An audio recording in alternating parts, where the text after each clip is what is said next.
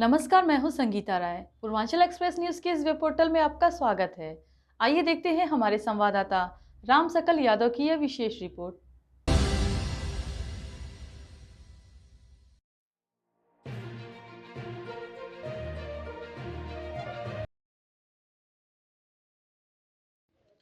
आजमगढ़ के प्रख्यात साहित्यकार और राष्ट्रवादी चिंतक डॉक्टर कन्हैया सिंह की प्रथम पुण्यतिथि पर एक भव्य श्रद्धांजलि सभा का आयोजन किया गया।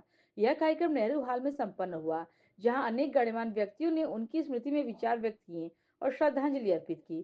श्रद्धांजलि सभा में राजस्थान के पूर्व राज्यपाल कलराज मिश्र मुख्य अतिथि रहे, जबकि मंत्री अनिल राजभर, भाजपा प्रदेश महामंत्री संजय राय, एमएलसी देवेंद्र प्रताप सिंह, क्षेत्रीय अध्यक्ष शाहजानंद राय, पूर्व मंत्री यशवंत सिंह और पूर्व विधायक नीलम सोनकर समेत कई विशिष्ट अतिथियों ने इस अवसर पर महाराजा सुहेलदेव विश्वविद्यालय के कुलपति प्रोफेसर संजीव कुमार ने कार्यक्रम की अध्यक्षता की। आयोजन की शुरुआत डॉक्टर कन्हैया सिंह ने चित्र पर पुष्पांजलि अर्पित कर और दीप प्रज्वलन से हुआ। उनके परिजनों ने अतिथियों का स्वागत करते हुए डॉक्टर सिंह पर लिखित पुस्तकें भेंट की। इस अवसर पर डॉक्टर कन्हैया सिंह की स्मृति में कई साहित्यकारों और समाज सेवकों को सम्मानित किया गया। डॉक्टर सिंह के पौत्र और इलाहाबाद विश्वविद्यालय के हिंदी विभाग के सहायक आचार्य डॉक्टर विनम्र सिंह ने कहा कि उनके दादाजी का जीवन राष्ट्र सेवा के लिए समर्पित था। उन्होंने साहित्य और चिंतन के लिए माध्यम से राष्ट्रवादी विचारधारा को सशक्त किया। मुख्य अतिथि कलराज मिश्र ने कहा कि डॉक्टर कन्हैया सिंह का योगदान अविस्मरणीय है। उन्होंने अपने साहित्यिक और राष्ट्रवादी विचारों से समाज को नई दिशा दी। मंत्री अनिल राजभर ने कहा कि डॉक्टर सिंह का चिंतन समाज के उत्थान के लिए था और उनकी विचारधारा युवा पीढ़ी के लिए प्रेरणा स्रोत है। भाजपा प्रदेश महामंत्री संजय राय ने उन्हें साहित्य जगत का दैदीप्यमान नक्षत्र बताते हुए कहा कि ऐसे साहित्यकार सदियों से जन्म लेते हैं, जो अपनी लेखनी से राष्ट्र के लिए पथ प्रदर्शक बनते हैं। समारोह के दौरान यह भी मांग उठी कि महाराजा सुहेलदेव विश्वविद्यालय में डॉक्टर कन्हैया सिंह के नाम पर एक शोध पीठ स्थापित की जाए। कार्यक्रम के अंत में डॉक्टर सिंह के बड़े पुत्र विनीत सिंह सोनू ने सभी अतिथियों और उपस्थित जन समूह का आभार व्यक्त किया। कार्यक्रम का संचालन डॉक्टर पंकज सिंह ने किया। इस अवसर पर डॉक्टर सिंह के परिवारजन अखिलेश मिश्रा गुड्डू, माला द्विवेदी, प्रेम प्रकाश राय, शिवनाथ सिंह, सूरज प्रकाश श्रीवास्तव, श्री कृष्ण पाल, जयनाथ सिंह, राकेश सिंह रामा, पवन सिंह मुन्ना। कन्हैया सिंह जी क्या कहेंगे? डॉक्टर कन्हैया सिंह जी हमारे बीच में नहीं है। एक वर्ष पूर्व उनका शरीरांत हुआ था, लेकिन जो अमिट छाप उन्होंने अपने वैचारिक अधिष्ठान की लोगों के बीच में छोड़ी है, वो अद्भुत है।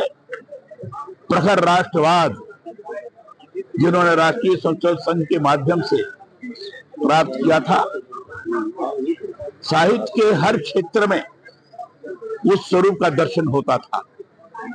सूफीवाद के माध्यम से भी राष्ट्रवाद का स्वरूप कैसा होगा, उसको उन्होंने प्रस्तुत करने का प्रयास किया था।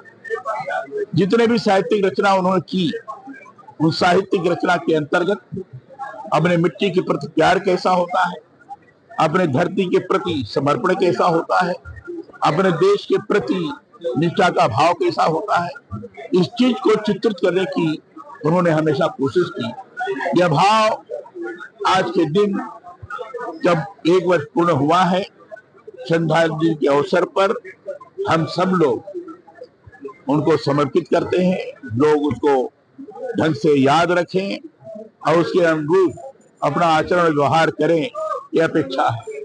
वर्तमान में उनके उस वैचारिक दृष्टि का बड़ा उपयोग है और उपयोग की दिशा में जिस ढंग से भारत के लोकतंत्र को चलाने के लिए संवैधानिक व्यवस्था रही है, उस संवैधानिक व्यवस्था को भी कुछ ध्वस्त करने का प्रयास कर रहे हैं। संविधान के प्रति अनर्गल प्रकार का प्रचार कर रहे हैं। ऐसी स्थिति में संविधान जो भारत का पवित्र ग्रंथ है, गीता जैसा, कुरान जैसा, बाइबल जैसा पवित्र ग्रंथ है, उसके प्रति लोगों की निष्ठा बनी रहे।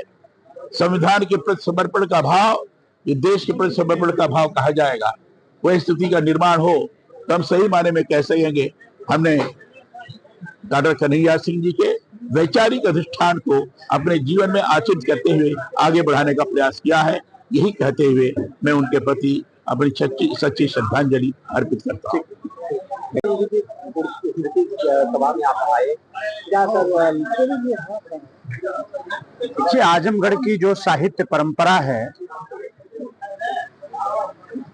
उसको पूरे देश के स्तर पर आगे बढ़ाने वाले परम श्रद्धेय कन्हैया सिंह जी की आज पुण्यतिथि है। आज का कार्यक्रम निश्चित तौर पर उनको नमन करने का, उनको याद करने का और संकल्प लेने का कि उनकी विरासत को हम कैसे आने वाली पीढ़ी तक लेकर जाएं। बहुत अच्छा कार्यक्रम है। मैं आयोजकों के प्रति ढेर सारी शुभकामना देता हूं और अच्छे कार्यक्रम के लिए उनको ढेर सारी बधाई देता हूं। योगी सरकार कुंभ को लेके सफल आयोजन बता रहे हैं, जबकि समाजवादी पार्टी और कांग्रेस के लोग आरोप लगा रहे हैं कि वहाँ तमाम अव्यवस्थाएं फैली हुई। इसको लेकर आप किस तरह? देखिए, मैं समझता हूं कि हम अगर कुछ कहेंगे तो लोग कहेंगे कि भाई ये तो कुंभ के पक्ष में ही बोलेंगे। प्रतिपक्ष के लोग कुंभ के आयोजन से पहले से ही कुंभ के खिलाफ साजिश करना, लोगों को गुमराह करने का प्रयास, ये किसी से छुपा नहीं है। लेकिन जो श्रद्धालु महाकुंभ तक गए, आपके भी गांव के गए होंगे, आपके भी जानने वाले गए होंगे, मैं समझता हूं कि सबसे सही जवाब वो श्रद्धालु दे सकते हैं। अभी कल मैं देर रात में मैं लखनऊ से लौट रहा था बनारस। रास्ते भर देश के विभिन्न प्रदेशों के बसें हमें दिखाई दी, श्रद्धालु हमें दिखाई दी। आज भी आप काशी चले जाइए, बड़ी संख्या में लोग हैं। आप अयोध्या जी चले जाइए, बड़ी संख्या में लोग हैं। दरअसल प्रतिपक्ष को जो सनातन का वैभव है वो पच नहीं रहा है और भारत की जो आध्यात्मिक ताकत है, भारत की आध्यात्मिक जो शक्ति है, जिसकी स्वीकार्यता आज देश ही नहीं दुनिया के स्तर पर बढ़ी है, ये उनको अच्छा नहीं लग रहा है। इसलिए आपने देखा होगा कि जो चुनावी हिंदू हैं, जो चुनावी सनातनी हैं, वो कुंभ तक भी नहीं जा पाए। कुछ लोग गए तो अंधेरे में डुबकी लगाकर चले आए। तो ऐसे लोगों से क्या उम्मीद करना है? हम सब लोग अभिभूत हैं। समापन के अवसर पर हम लोग 2 दिन पहले महाकुंभ थे, जिस तरह से वहां के सफाई कर्मियों का स्वागत, वहां के स्वास्थ्य कर्मियों का, वहां के पुलिस कर्मियों का, अपने पुलिस के जवानों का, अपने अधिकारियों का, स्थानीय जो हमारे नाविक हैं उनका, सबका सम्मान जिस तरह से सरकार ने किया है माननीय मुख्यमंत्री जी की उपस्थिति में, निश्चित तौर पर उससे एक अच्छा मैसेज गया, अच्छा संदेश गया है। और हम लोग तो अभी से 31 की तैयारी में भी लग गए हैं। और जिस आर्थिकी की चर्चा माननीय मुख्यमंत्री जी कर रहे हैं, अभी यही प्रतिपक्ष के लोग कुंभ से पहले कहते थे कि सरकार बेवजह पैसा खर्चा कर रही है। अब कैसे हम धर्म के रास्ते पर भी चलकर हम अर्थ को भी मजबूत कर सकते हैं, जब उसका प्रमाण कुंभ के माध्यम से हमने दिया है, तो अब उस पर दूसरे तरीके का सवाल खड़ा कर रहे हैं। आप समझिए 60 लाख लोगों को रोजगार मिला है महाकुंभ के माध्यम से। 7,500 करोड़ कुंभ के आयोजन में सरकार ने खर्चा किया और 3.5 लाख करोड़ इस महाकुंभ के माध्यम से सरकार को फायदा हुआ है। तो जो लोग कहते हैं कि काशी में बेकार पैसा खर्चा कर रही है सरकार, अयोध्या में बेकार पैसा खर्चा कर रही है सरकार, कुंभ में बेकार पैसा सरकार खर्चा कर रही है, आज उनके पास कोई सवाल नहीं। तो जो जनभावना है उसका हम आदर करेंगे, सम्मान करेंगे। जो सनातन की भावना है, जो भारत की परंपरा का मूल है, हमारी संस्कृतियों का आधार है, उसको समृद्ध करने में, उसको आगे बढ़ाने में सरकार कभी पीछे नहीं हटेगी, चाहे जिसको जो मन वो कहना हो कहे। सर, बात आजमगढ़ की की जाए तो परीक्षा की तिथिता को लेकर एक मामला आया। 15 से 20 ऐसे सेंटर है परीक्षा के जिसके कैमरे बंद हैं और बीओएस को एलिगेशन लगा था आज भी वही बीओएस की निगरानी में परीक्षाएं हो रही है। मेरे संज्ञान में ये विषय आया है, उस पर हमारी चर्चा हो रही है और माननीय मुख्यमंत्री जी के कार्यालय को भी हमने अभी बताया है 2 घंटा पहले। हमने उच्च शिक्षा मंत्री जी को भी बताया है, अपने बेसिक और माध्यमिक शिक्षा मंत्री जी को भी बताया है, प्रमुख सचिव दीपक जी को भी हमने बताया है। सबसे हमारी चर्चा हो गई है और सुधार आपको दिखेगा। सर, अध्यक्ष चुनाव को लेकर चर्चाएं कब तक? ये संगठन का काम है, सरकार के लोगों को इसमें मत आप लाइए, वो संगठन के लोग हमारे देख। तो क्या आपको लगता है कि सनातन के बनने से विपक्ष का जो पीढ़ी है वो दम तोड़ता नजर आ रहा है?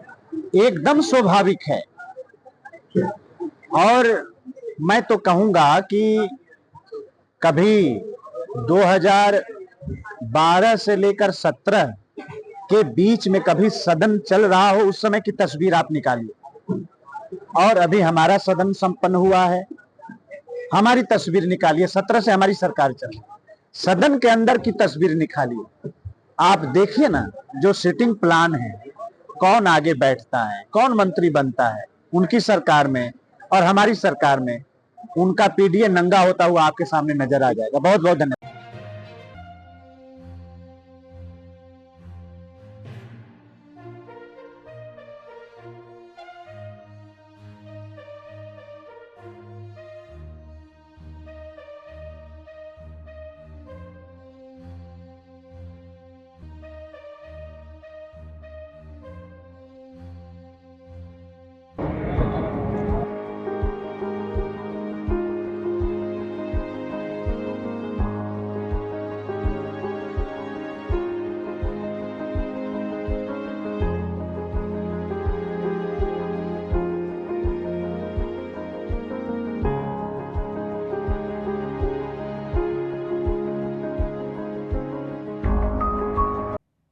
अगर आपको हमारी खबर पसंद आई हो तो हमारे चैनल को लाइक, सब्सक्राइब और शेयर जरूर करिए।